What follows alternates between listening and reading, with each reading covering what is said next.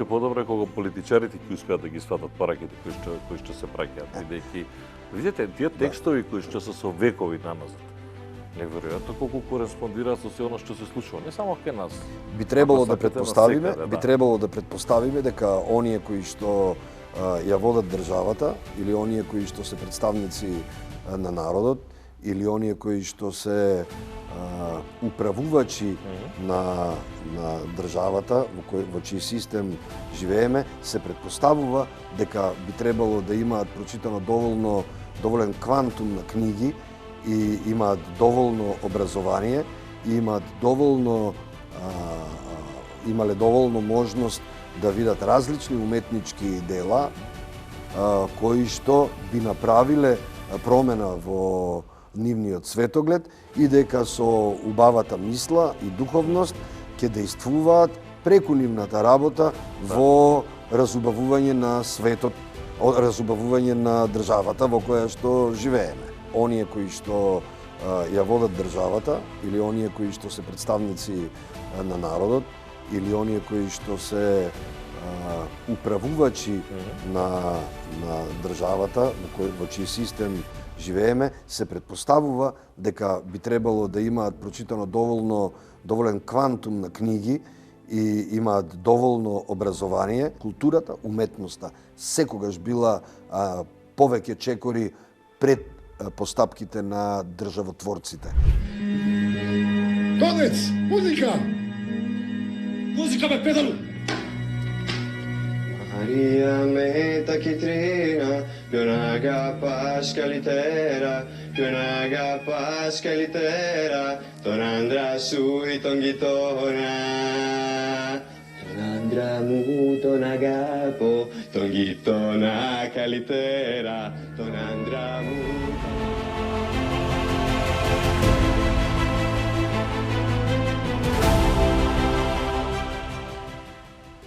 Таа е секогаш напред, а секогаш е толку запоставувана. Истото се случува и по распадот на Југославија.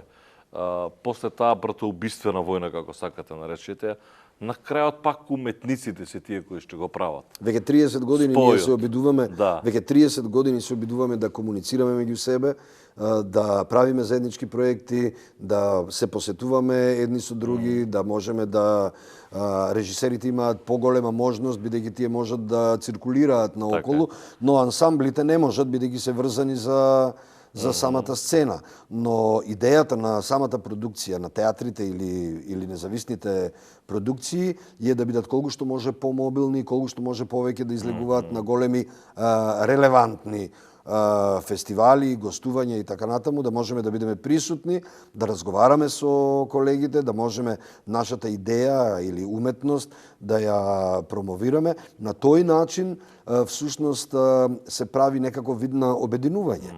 Тоа е принципот, преку големите фестивали се разбира, тие се принципите на големите обединувања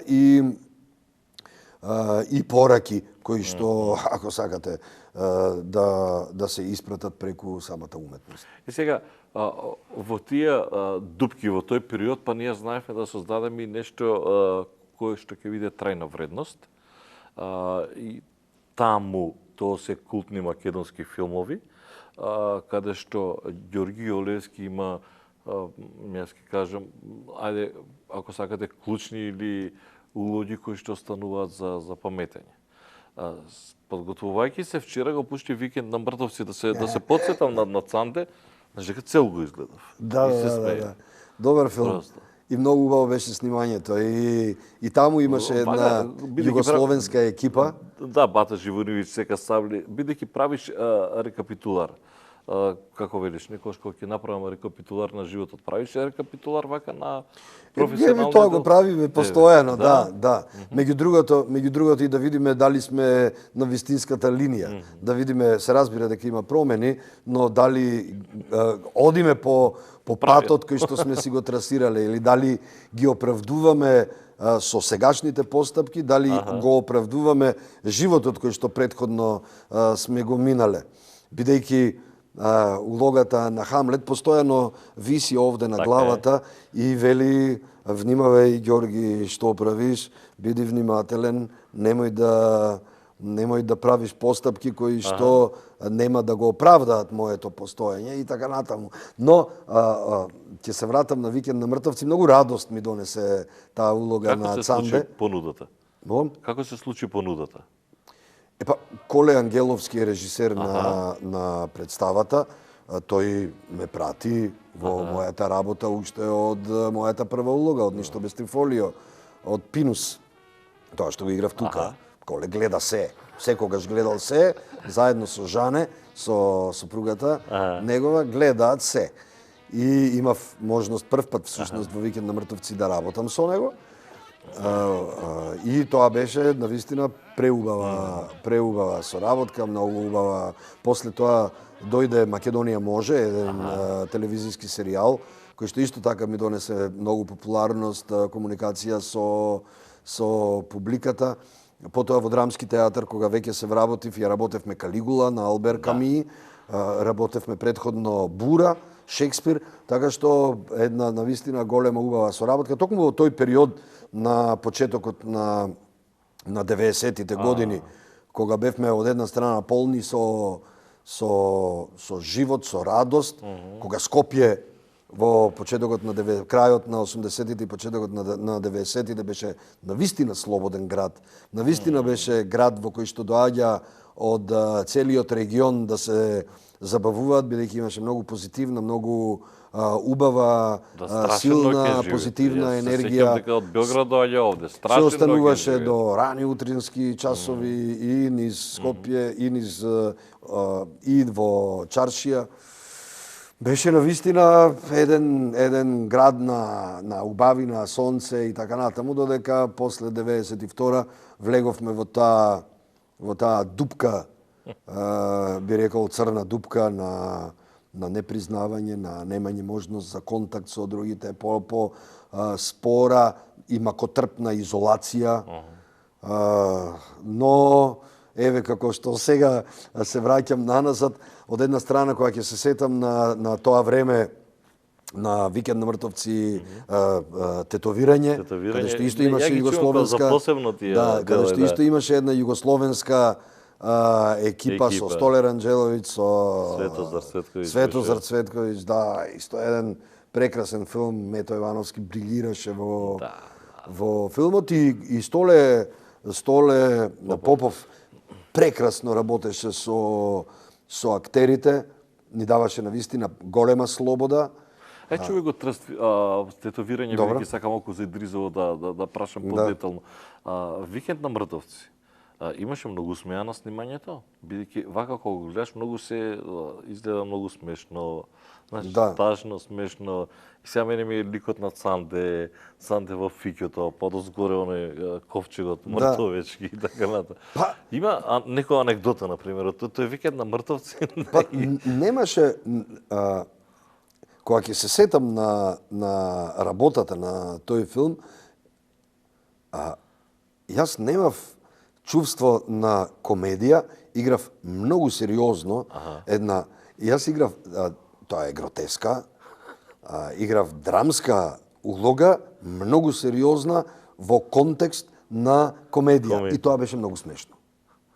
Но на снимањата бев многу сериозен и многу концентриран. Од време на време и со Коле имавме разлики во тоа како треба да се пристапи, како треба да се игра, но со убави разговори дојдовме до тој резултат кој што го имавме. Прекрасна соработка со Мешко, со сите актери што бевме, Игор, Гоце, кои беа се, Снешка, така што Чоре. А овие странци сека Савлич, Бата Живуновиќ, тие. Да, супер, мислам навистина преубава атмосфера, Коле знае да направи на. И ден денес тој репликата, во Белград не умираат, таму живи ги закопуваат. Сите ќе умрете.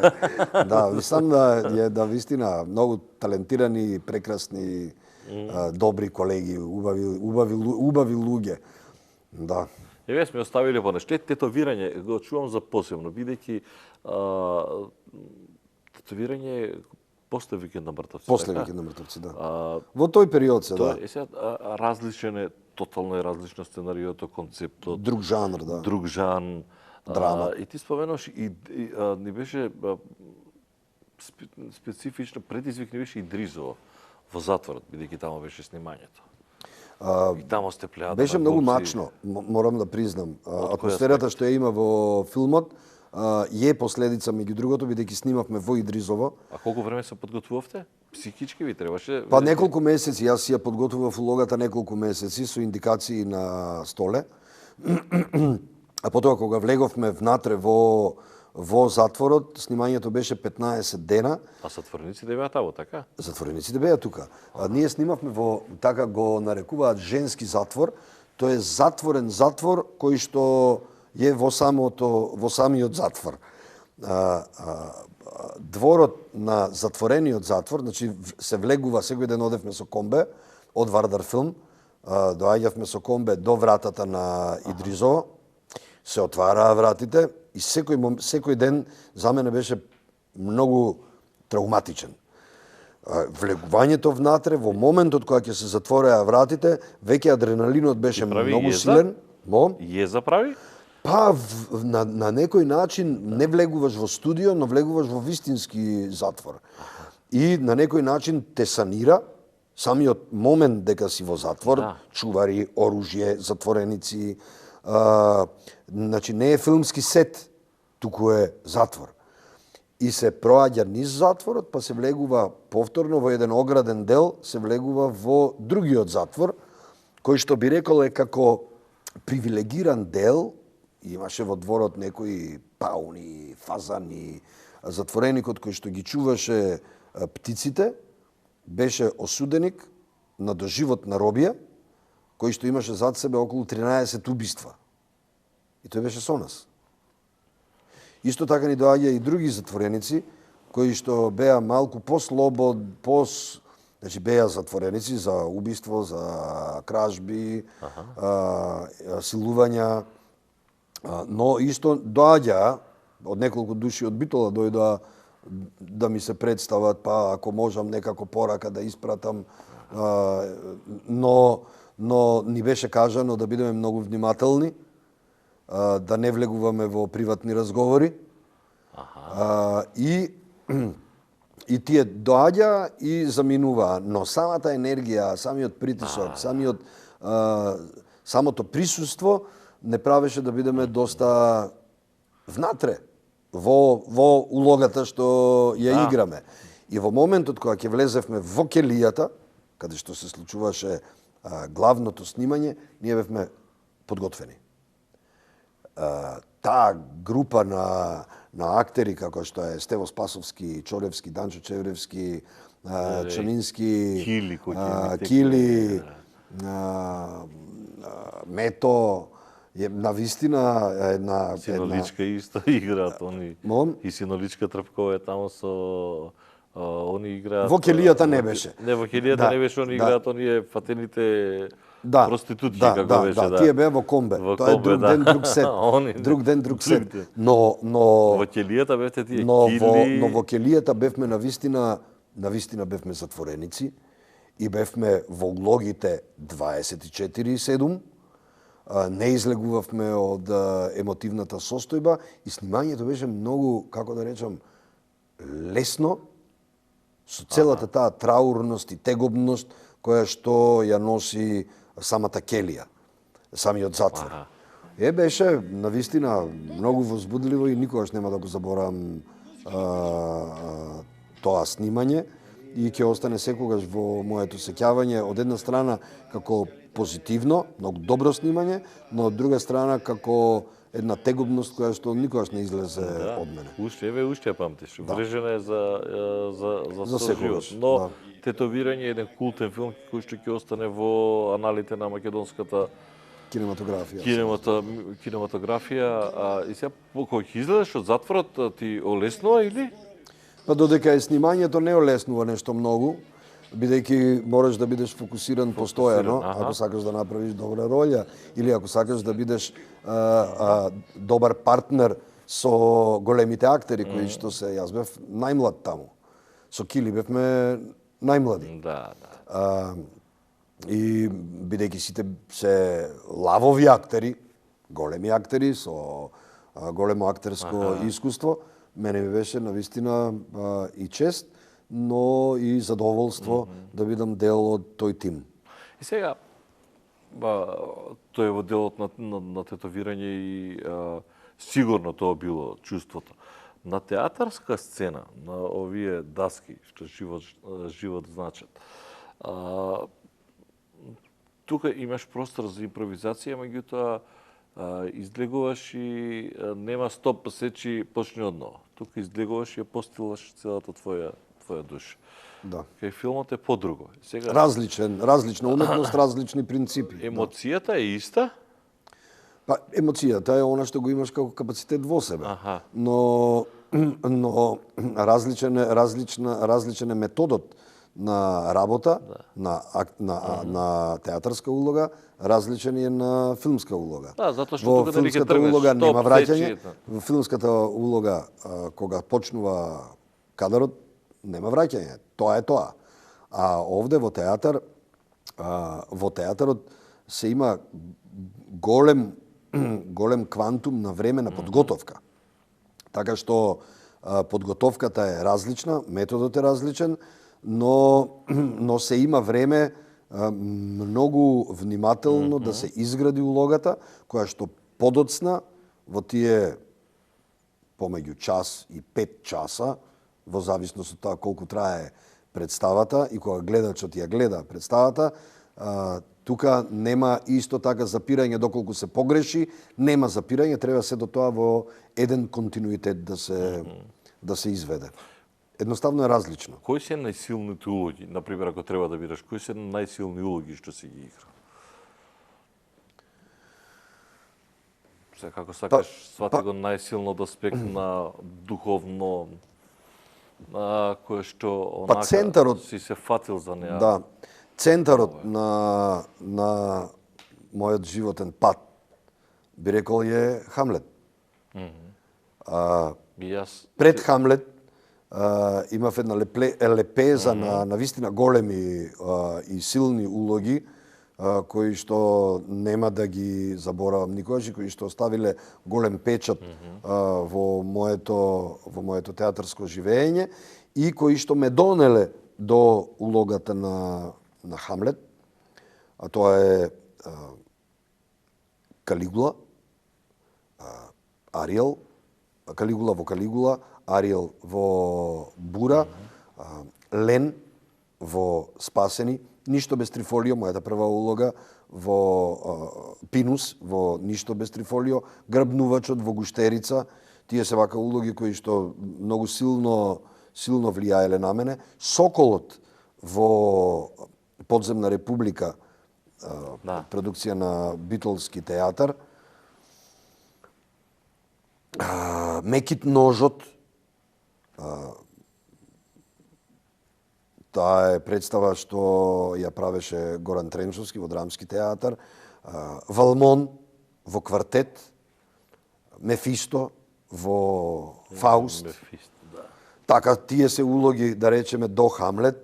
После Хамлет следеа улоги кои што се исто така дел од мојот пат, како што е директорот на циркус во Плей Шекспир на Љубиша Ѓоргиевски, Жан во Госпогица Јулија, Ставрогин во Бесови.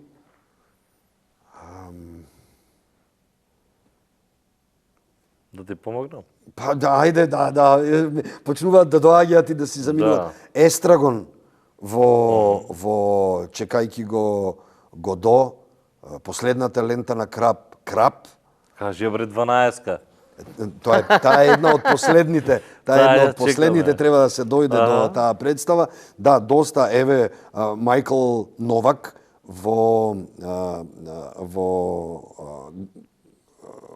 Бог на колежот и се разбира последната улога, тоа е поротникот број 1 во 12. Овие две улоги, Мајкл Новак во Бог на колежот и поротникот број 1 во 12 се улоги кои што се уште ги дегустирам, се уште ги конзумирам и се уште ги градам, играјки ги. Да? Да. Тие се, да речам, две улоги кои што благодарение на поротникот број 1 во 12 и благодарение на таа представа некако човек учи додека е жив, го променив принципот го сменив методот на работа и го променив системот на играње на самите улоги, влегов во еден вид на jam session или принцип на доградби кои што се уште траат. И на секоја изведба морам да признам дека се радувам и на едната и на другата представа, бидејќи секоја изведба ми е новост и секоја изведба е возбуда сама по себе и за себе. Така што да. Знаеш дека најмногу аплаузи собираш во 12. Благодарам на Така? публиката и благодарам на колегите. Свесен си. Ако те замолам сега оној дел кај што експлодираш, барем малку за секунда, сега би го одиграл? Не. Не? Не можам. Затоа што тоа е производ на концентрација, на чин и пол. Прво се разбира дека е производ на концентрација. Кога играм представа... Не сега како кај пејачи, тај без запеви малку. Значи не можеш да ти кажем од одма се од одма. Доста бре до кога ова? Не, а? Не. Тоа е дел од вака некако ќе се обидам некако да направам рекапитулација на денот до моментот додека не дојде тој чин на хистерија. Кога играм представа, при самото отворање на очите, почнувам да мислам на представата. Ги отворам очите, знам дека вечер имам представа и почнувам да се концентрирам на самата представа. Додека пијам кафе, додека се будам, додека мијам заби, додека ги обавувам секојдневните работи, разговори, состаноци, договори и така натаму, мојот фокус е единствен изведба на улогата во дадената представа, во дадената представа 12 во Македонскиот народен театар. Кога се наближува доцна попладне, веќе почнува телото да се вознемирува, би рекол, почнувам да ги подигнувам сите емотивни и умствени капацитети на ниво на вознемиреност. Кога ќе дојдам во театар, веќе сум во доволна фаза на адреналин, на енергија, фокус, го земам делото и почнувам постојано да го читам. Немам многу реплики, во тоа дело имам најмалку текст, би рекол. Но постојано сум со текстот и постојано сум во пречитување. Репетитивно го повторувам текстот постојано. Одам да се шминкам, го повторувам текстот, влегувам во гримиорна, го повторувам текстот и се билдам себе си, би рекол, се градам, додека не дојде моментот на излегување на сцена. Кога излегуваме на сцена, не влегувам сам, влегуваат уште и 11 други енергии, кои што се исто така многу фокусирани, многу под силен адреналин и под силна концентрација. Кога ќе влеземе во игра на представата, таа се гради, таа енергија и комуникација, партнерство на вистина феноменални актери кои што играат во представата, таа се гради до моментот, таа се гради постојано, но за мене, до моментот на хистерија, доаѓа кулминација кога пукнува мојот лик или кога добива хистеричен напад, каде што исто така енергија од 800 души, бидејќи секоја изведба е преполн салон и 800 души ја следат представата, со овие 11 двигатели, би рекол, мои партнери, актери, колеги, другари, и 800 души, силно концентрирана публика која што ја следи представата, кога ќе се добие тој момент на хистерија, има едно заедничко обединување на сите. Има Присутни, аплауз, додека зборуваш, има и аплауз. тоа е енергија која што руши плафони. И тоа не може да се направи сега. Тоа е производ.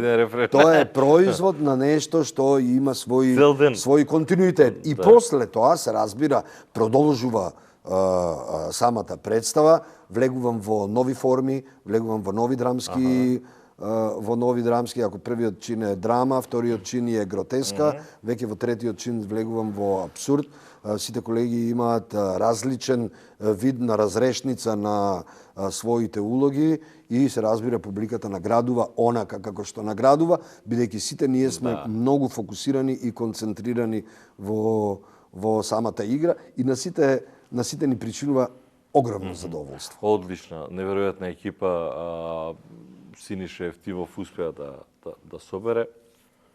Тоа е едно од представите кои што малку ја крена летвичката, бевме малку задремани, па конечно се размрдавме, ако ништо друго барем почнавте да ги терате луѓето да се враќаат на театар.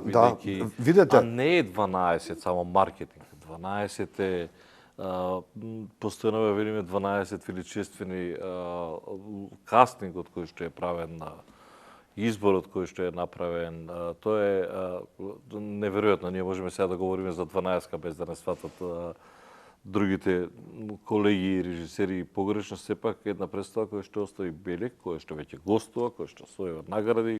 Стина панноги тоница,